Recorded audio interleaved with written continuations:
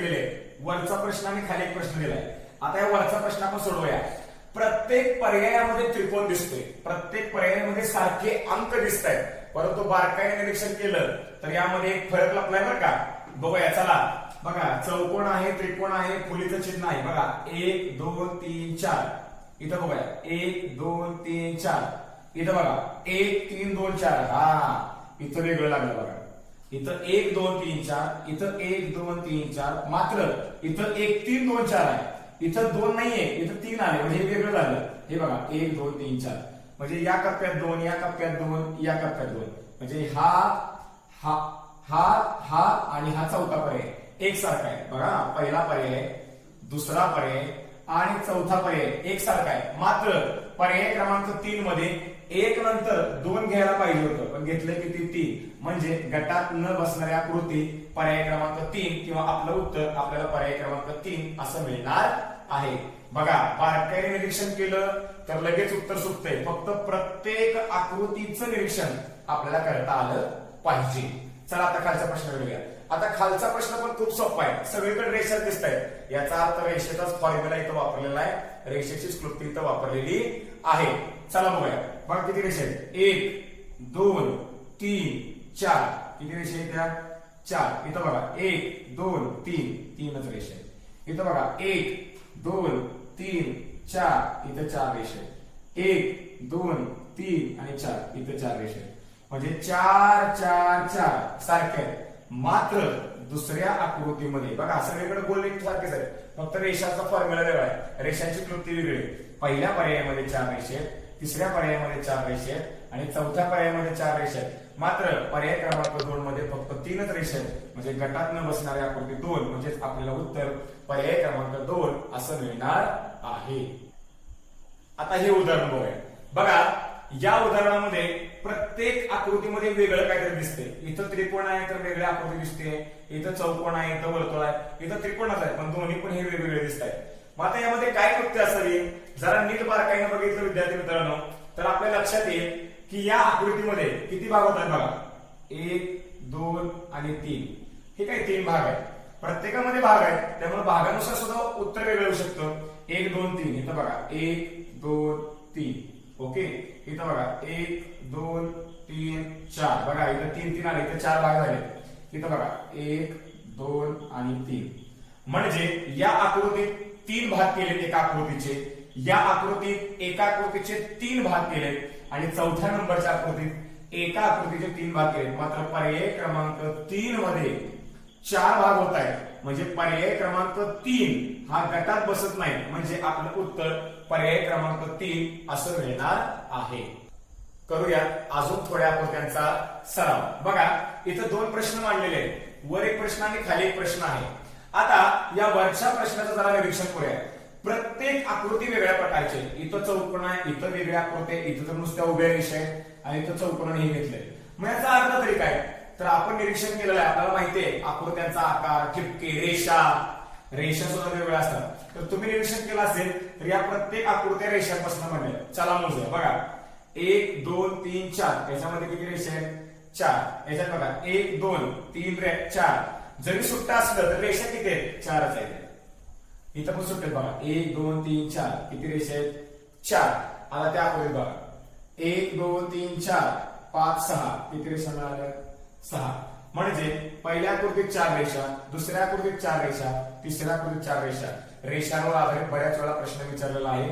म्हणजे पहिला, दुसरा आणि तिसरा पर्याय सारखा असून पर्याय क्रमांक 4 हा गटात बसत नाही, म्हणजेच आपलं उत्तर पर्याय क्रमांक 4 असं आपल्याला मिळणार आहे. चला आता पुढे जाऊया. आता खालच्या प्रश्नामध्ये बघा, खालच्या प्रश्नामध्ये प्रत्येक आकृतीमध्ये फक्त बाण दिले. काय दिले, फक्त बाण. प्रत्येक आकृतीमध्ये जरी बाण दिले असले तरी त्या बाणाचं निरीक्षण करायचं आहे. कारण मी सांगितलं होतं आकृतीतल्या प्रत्येक घटकाचं बारकाईने निरीक्षण करायचं, तरच आपल्याला उत्तर मिळणार आहे. बघा हा बाण वर जातोय तर हा बाण खाली होतोय, म्हणजे एकमेकांच्या विरुद्ध दिशेत हा बाण आहे. इकडे पण बघा हा बाण वर आहे, हा बाण खाली आहे, म्हणजे हा पण विरुद्ध दिशेने आहे. पुढे जाऊया, हा बाण इकडे आहे, हा बाण खाली, हा पण विरुद्ध दिशेने आहे. मात्र जरा चौथा बघा बरं, चौथा बाण दोन्ही पण एकाच दिशेने आहे, म्हणजे पहिला, दुसरा आणि तिसरा हे पर्याय एकमेकांच्या विरुद्ध बाण जात आहेत, मात्र पर्याय क्रमांक 4 मध्ये काय होतंय तर सगळे बाण म्हणजे 2 बाण खालच्या दिशेने म्हणजे एकाच दिशेने जात आहे, म्हणजे आपलं उत्तर पर्याय क्रमांक 4 असं आपल्याला मिळणार आहे. आता या आकृत्या बघा, पहिल्या आकृतीमध्ये बघा, वरच्या आकृतीमध्ये पहिला, दुसरा, तिसरा, चौथा पर्याय खूप सोपं गणित आहे. हे दोन्ही गणित खूप सोपे आहे. काही विद्यार्थी मित्रांनी नुसतं बघितलं तरी हे उत्तर लगेच सोडवू शकतात. खूप सोपं विचारलेलं आहे. बघा, इथं बाण आहे, इथं गोल आहे, इथं नुसताच बाण आहे, इथं बाण आहे, इथं भैरव गोल आहे, इथं बाण आहे आणि इथं भैरव गोल आहे. म्हणजे पर्याय क्रमांक 2 हा इतर पर्यायासारखा दिसत नाही बघा, वेगळा दिसतोय. म्हणून या प्रश्नामध्ये गटात न बसणारा पर्याय किंवा आपलं उत्तर पर्याय क्रमांक 2 असं मिळणार आहे. कारण प्रत्येक बाणाच्या शेवटी गोल आहे, परंतु इथं नाही, म्हणजे हा गटात बसत नाही किंवा आपलं उत्तर पर्याय क्रमांक 2 असं आपल्याला मिळणार आहे. आता खालचं पण खूप सोपं आहे, जरा नीट निरीक्षण करा. बघा, खालच्या पर्यायामध्ये सुद्धा इथं गोल आहे, 2 रेषा गोल, गोल 2 रेषा गोल, पण इथं बघा गोल 3 रेषा गोल, इथं गोल 2 रेषा गोल. म्हणजे पर्याय क्रमांक 1 मध्ये 2 रेषा आहेत, पर्याय क्रमांक 2 मध्ये 2 रेषा आहेत, पर्याय क्रमांक 4 मध्ये 2 रेषा आहेत, मात्र पर्याय क्रमांक 3 मध्ये 2 गोलांच्या मध्ये 3 रेषा आलेल्या आहेत. म्हणजे ही आकृती इतर आकृतीपेक्षा वेगळी आहे, म्हणून ही आकृती आपल्या या गटामध्ये बसत नाही. म्हणजेच आपल्याला उत्तर पर्याय क्रमांक 3 अशा प्रकारे मिळणार आहे. आता या पुढील आकृत्या बघूया. आता वरच्या आकृतीमध्ये सगळीकडे चौकोन दिसत आहेत व त्या चौकोनाच्या आत पण त्याचे काहीतरी कप्पे केले. मग आपण काय म्हणतो, प्रत्येक आकृतीचं निरीक्षण करूया. बघा, आपल्याला काय दिसतंय आधी याची माहिती घेऊया. चौकोन दिसतोय, त्या चौकोनामध्ये चौकोन दिसत आहेत. किती दिसत आहेत बघा, 1 2 3, म्हणजे इथं 3 दिसत आहेत त्या आतल्या चौकोनामध्ये. इथं जाऊया, चौकोन आहे असा या आकृतीप्रमाणे किती आहेत बघा, 1 2 3, याच्यात पण 3 चौकोन आहेत. बघा, प्रत्येक आकृतीची माहिती आपण बाजूला काढतोय. या चौकोन आहे, या चौकोन आहे, आतले 3 आहेत, आतले 3 आहेत. पुढे जाऊया, इथं पण चौकोन आहे, पण आतली भाग 1 2 3 4 किती मिळाले, 4. आता पलीकडे जाऊया, चौकोन आहे, आतली भाग 1 2 3 मिळाले. आता लक्षात घ्या, पहिल्या पर्यायामध्ये चौकोनातले आतले चौकोन 3 मिळाले, दुसऱ्या पर्यायामध्ये चौकोनातले आतले चौकोन 3 मिळाले, तिसऱ्या पर्यायात चौकोनातले आतले चौकोन 4 मिळाले आणि चौथ्या पर्यायात चौकोनाच्या आतले चौकोन 3 मिळाले. याचा अर्थ विद्यार्थी मित्रांनो, पहिल्या पर्यायामध्ये, दुसऱ्या पर्यायामध्ये आणि चौथ्या पर्यायामध्ये चौकोनांची संख्या समान आहे, आतल्या चौकोनाची. म्हणून आपण बघितलं होतं, आतील भाग म्हणजे आकृतीच्या आतल्या आत भाग सुद्धा आपण नीट बघितला तर आपल्याला उत्तर सुटू शकतं. म्हणजे इथे 4 आलेले आहेत. म्हणून या प्रश्नामध्ये गटात न बसणारी आकृती किंवा आपलं उत्तर पर्याय क्रमांक 3 असं मिळणार आहे. मी विद्यार्थी मित्रांनो परत एकदा सांगेन तुम्हाला की प्रत्येक आकृतीचं निरीक्षण करताना त्याची माहिती बाजूला काढा. आता इथं चौकोन आहे, तर काही ठिकाणी रेषा असतील, काही ठिकाणी ठिपके असतील, काही ठिकाणी वेगवेगळी चिन्ह असतील, तर त्या चिन्हांची माहिती तुम्ही नीट लक्षात घ्या. त्या चिन्हांचा क्रम असेल तो लक्षात घ्या. चला आता आपण पुढचा प्रश्न सोडवूया. बघा, आता खाली काय दिले बघा. आता जशी आपण इथं चौकोनांची माहिती काढली तसंच इथं पण आपण वेगवेगळी माहिती काढू शकतो. बघा, इथं गोल आहे, उभी रेष आहे, व्ही आकारात चिन्ह आहे आणि 2 गोल आहे. चला पुढच्या आकृतीवर जाऊया. इथं गोल आहे, रेष आहे, व्ही आकारात चिन्ह आहे, परंतु बघा इथं काय दिसतंय तर इथं 2 गोल आहे, मात्र इथं किती गोल आहे, इथं 3 गोल आहे. आला का वेगळेपणा. आता पुढे जाऊया. बघा, ही आणि ही आकृती बघा, गोल आहे, रेष आहे, व्ही आहे, गोल आहे, रेष आहे, व्ही आहे. इथं 2 वर्तुळ आहे, इथं पण 2 वर्तुळ आहे. म्हणजे ही आणि ही आकृती समानच आहे. इथं पण 2 गोल आले, बरोबर, 1 आणि 2, हे 1 आणि 2, बरोबर. चला आणि चौथ्या पर्यायात बघा, इथं पण 1 आणि 2 हे 2 गोल आले. हा वरचा मोठा सोडलाय बरं का मी, हा वरचा मोठा सोडलाय, 1 2 1 2 आणि 1 2. मात्र बारकाई निरीक्षण केल्यावर ज्यावेळेस आपण या आकृतीची माहिती बाजूला काढतो, आता माहिती काय बाजूला काढली तर गोल, रेष, व्ही, असं प्रत्येक आकृतीत तुम्हाला वेगळं भेटणार आहे. असंच भेटेल असं काय नाही, प्रत्येक आकृतीची कृती वेगळी आहे. फक्त आपण स्मार्ट वर्क करून बारकाईचं निरीक्षण करायचं आहे. जसं की वरच्या मध्ये आतले चौकोन काढले आणि इथं गोलांचा फरक आपण काढला. इथं 2 गोल आहेत, इथं 2 आहेत, इथं 2 आहेत. म्हणजे ही आणि ही आकृती एकसारखीच आहे, परंतु ही आकृती त्या गटामध्ये बसत नाही. का बसत नाही आकृती? कारण इथं एक्स्ट्रा गोल वाढवलेला आहे. म्हणजे अगदी बारीकसा बदल इथं केलेला आहे. इथं सुद्धा अगदी बारीकसा बदल केलाय. अशाच पद्धतीने परीक्षेला चार आकृत्यांमध्ये एक बारीकसा बदल करतात, तो आपल्याला ओळखता आला पाहिजे. इथं तुर्तास आपल्याला या प्रश्नामध्ये पर्याय क्रमांक 2 हे आपल्याला उत्तर या ठिकाणी मिळणार. आकृत्यांवरचं हे पुढचं उदाहरण बघूया. आता वरच्या उदाहरणामध्ये चारही पर्यायामध्ये आपल्याला त्रिकोण दिसत आहेत आणि त्या त्रिकोणाच्या आत पण त्रिकोण दिसत आहेत आणि त्याच्या आत चिन्ह आहे. मग आपण सांगितलं होतं आतल्या भागाचं निरीक्षण करायचं आणि त्यावरून उत्तर काढायचं आहे. चला बघूया. बघा, इथं त्रिकोण आहे, इथं त्रिकोण आहे, इथं त्रिकोण आहे, इथं त्रिकोण आहे, म्हणजे सगळीकडे त्रिकोण आहे. आता आतल्या चिन्हांचा अभ्यास करू. बऱ्याच विद्यार्थी मित्रांनी याचं उत्तर देखील काढलं असेल. बघा, इथं अधिक आहे, इथं अधिक आहे, इथं अधिक आहे, मात्र इथं अधिक नसून इथं बाणाचं चिन्ह आलं. म्हणजेच पहिला, दुसरा आणि तिसरा पर्याय हा एकसारखा दिसतो, मात्र चौथा पर्याय गटात बसत नाही, कारण इथं चिन्ह वेगळं आलेलं आहे. म्हणून गटात न बसणारा पर्याय किंवा आपलं उत्तर पर्याय क्रमांक 4 असं मिळणार आहे. आता पुढचा प्रश्न तर खूप सोपा आहे विद्यार्थी मित्रांनो. नुसत्या रेषा दिसत आहेत. मग आपल्याला माहितीये की आकृत्यांमध्ये नुसत्या रेषा काढल्या की रेषांची संख्या मोजायची, म्हणजे नक्की आपल्याला उत्तर मिळण्याची शक्यता असते. बघा, आता सगळ्या रेषा सगळे एकसारखे दिसते, परंतु बारकाईने बघा, काही रेषा आडव्या आहेत, काही रेषा उभ्या आहेत. चला तर बघूया. बघा, आडव्या 2 रेषा आहेत आणि उभ्या 2 रेषा आहेत, म्हणजे आडव्या 2 उभ्या 2. ओके, समसमान आहे. पुढे जाऊया. आडव्या बघा 1 2 3, आडव्या 3 आहे, उभ्या बघा 1 2 3, उभ्या सुद्धा 3 आहे. बघा, इथं पण समान आहे. इथं 2 2, इथं 3 3, समान आहे आडवा आणि उभं. इकडे उभ्या 1 2 3 4, आडव्या किती आहेत 4, उभ्या मोजा 1 2 3. बघा इथं कसं झालं, आडव्या 4 उभ्या 3. पुढे जाऊया. आडव्या बघा 1 2 3 4, या बघा उभ्या 1 2 3 4, म्हणजे आडव्या 4 उभ्या 4. म्हणजेच लक्षात घ्या, पहिल्या पर्यायामध्ये, दुसऱ्या पर्यायामध्ये आणि चौथ्या पर्यायामध्ये समसमान रेषा आहेत, म्हणजे आडव्या रेषा जेवढ्या आहेत तेवढ्याच उभ्या रेषा आहेत. मात्र पर्याय क्रमांक 3 मध्ये बघा, पर्याय क्रमांक 3 मध्ये आडव्या किती आहेत 4 आणि उभ्या किती आहेत 3, म्हणजे असमान आहे. म्हणून यामध्ये गटात न बसणारा पर्याय किंवा आपलं उत्तर आपल्याला या ठिकाणी पर्याय क्रमांक 3 असं मिळणार आहे. आता या पुढच्या प्रश्नांकडे बघूया. आता या प्रश्नामध्ये प्रश्न दिसताना सगळं सारखंच दिसतंय. बघा, आतलं सारखं दिसतंय, बाहेरचं सारखं दिसतंय, आतलं सारखं दिसतंय, बाहेरचं सारखं दिसतंय. म्हणजे चारही पर्यायामध्ये बाहेरील आकृतीने आतल्या आकृती सारखी वाटते, परंतु ती तशी नाही. कारण तुम्ही जर बारकाईने निरीक्षण केलं, आपण शब्द काय वापरतो नेहमी, बारकाई निरीक्षण. तुम्ही बारकाई निरीक्षण केलं तर याच्यामध्ये एक फरक आहे. बघा, इथं लगेच कळतंय, हा त्रिकोण आहे, हा त्रिकोण आहे, ओके. हा चौकोन आहे, हा चौकोन आहे आतला, ओके. हा वर्तुळ आहे, आतला वर्तुळ आहे, ओके. परंतु या पर्यायाकडे नीट बघा.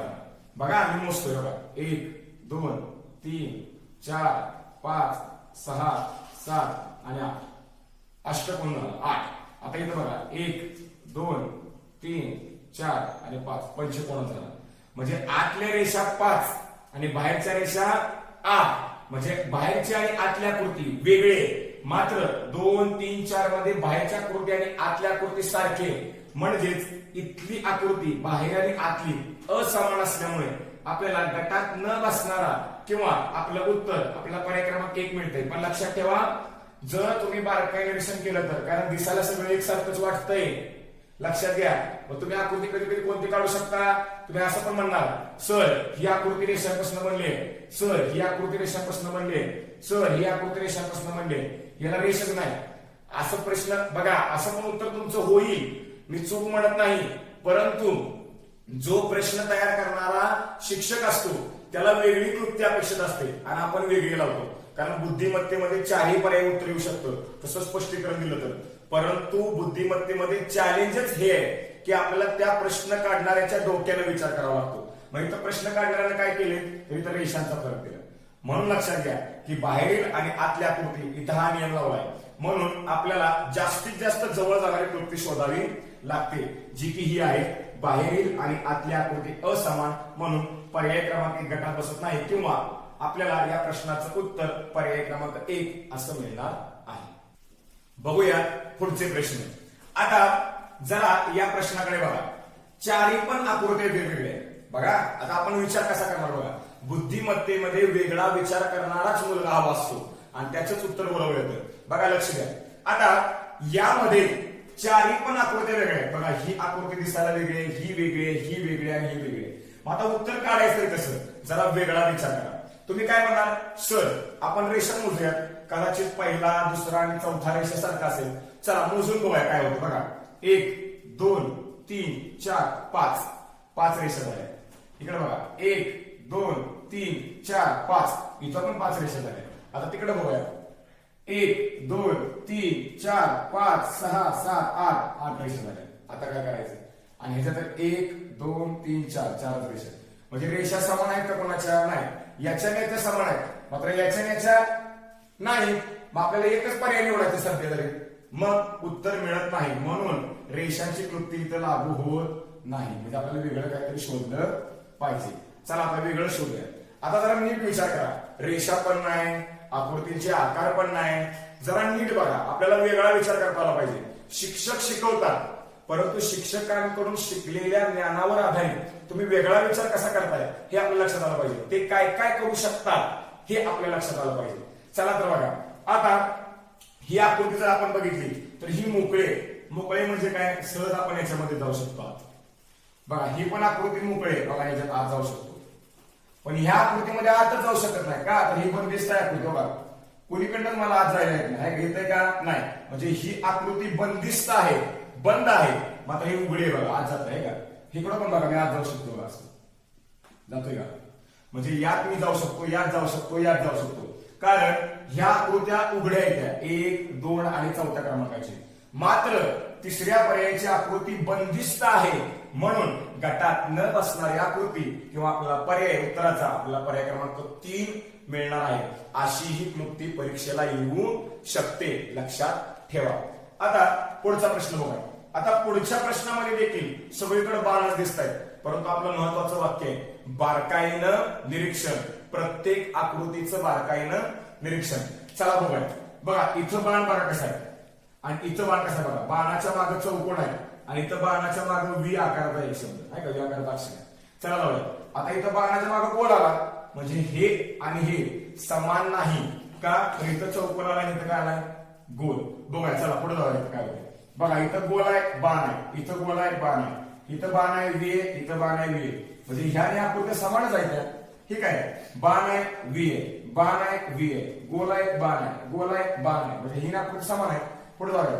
गोल आहे, बाण आहे, व्ही आकार आहे, बाण आहे. म्हणजे 2 3 4 ह्या आकृत्या कशा आहेत, समान आहेत. हो आहे का समान. बघा परंतु फक्त पहिल्या आकृतीमध्ये एकच बदल केला, कोणता, बघा हा चौकोनाचा. म्हणून गटात न बसणारी आकृती किंवा आपलं उत्तर पर्याय क्रमांक 1 मिळणार आहे. मी परत सारखं सारखं सांगतोय की बारकाईने निरीक्षण केलं की आपल्याला असं बारीक निरीक्षण केलं तर लगेच समजतं, आणि हा पर्याय खूप सोपा असतो आकृती नावाचा. म्हणून तुर्तास या प्रश्नामध्ये गटात न बसणारी आकृती किंवा आपलं उत्तर पर्याय क्रमांक 1 असं आपल्याला मिळणार आहे. पुढचा प्रश्न बघा. प्रश्नामध्ये आपल्याला 4 पर्याय दिसत आहेत आणि 4ही पर्यायामध्ये रेषांनी काही भाग रंगवलेले आहेत. आता बारकाईनं आपल्याला निरीक्षण केलं तर याचं उत्तर लगेच कळेल. बघा रंगवलेला भाग नीट ओळखूया. हा पूर्ण चौकोन आहे आणि रेषांनी रंग मारला, आपल्याला वाटलं रेषाचा फरक, सगळ्यामध्ये उभ्या रेषा आहेत. बघा याचा अर्थ लक्षात घ्या, काही भाग रंगवलेले आहेत. मग ते किती रंगवले, बघा यातला निम्मा भाग रंगवलाय का, हा निम्मा भाग रंगवलाय, निम्मा भाग कोरा आहे. पुढे जाऊया. बघा याच्यामध्ये हा भाग इकडे घ्या, निम्माच आहे, म्हणजे हा भाग सुद्धा काय केलाय, निम्माच रंगवलाय. बघा हा भाग रंगवलाय, हा भाग एकामा, म्हणजे याचा सुद्धा निम्माच भाग रंगवलाय. तिकडे घ्या. बघा हा निम्मा भाग रंगवलाय, हा निम्मा भाग कोरा आहे. म्हणजे पर्याय क्रमांक 1 पर्याय क्रमांक 3 पर्याय क्रमांक 4 मध्ये निम्मा भाग रंगवलाय जर तुम्ही बारकाईने निरीक्षण केलं तर. आता पर्याय क्रमांक 2 कडे बघूया. बघा पर्याय क्रमांक 2 मध्ये बघा ही पूर्ण आकृती आहे. यातला बघा हा एक, बघा हा एक भाग आहे का, 4 भाग झाले याचे, 1 2 आहे का, 1 2 3 4 किती रंगवले, हा एक रंगवलाय, हा एक रंगवलाय आणि हा एक रंगवलाय. म्हणजे 1 2 3 बघा 1/3 भाग रंगवलाय. म्हणून या प्रश्नामध्ये गटात न बसणारी आकृती किंवा आपलं उत्तर पर्याय क्रमांक 2 असं आपल्याला मिळणार आहे. प्रश्न काय म्हणतोय बघा. पहिला पर्याय दिलाय त्यामध्ये त्रिकोण आहे, दुसऱ्या पर्यायामध्ये त्रिकोण आहे, तिसऱ्या पर्यायामध्ये त्रिकोण आहे आणि चौथ्या पण पर्यायामध्ये आत त्रिकोण आहे आणि आत रेषा आहे. पण जरा बारकाईनं बघितलं, आपण नेहमी म्हणतो तसं तर या रेषा कशा आहेत बघा, इथं आडव्या रेषा आहेत, म्हणून प्रत्येक गोष्टीचं निरीक्षण करायचं. इथं आडव्या रेषा आहेत, इथं कशात बघा, इथं उभ्या रेषा आहेत. म्हणजे हा जरा वेगळा लागतोय, पुढे जाऊया.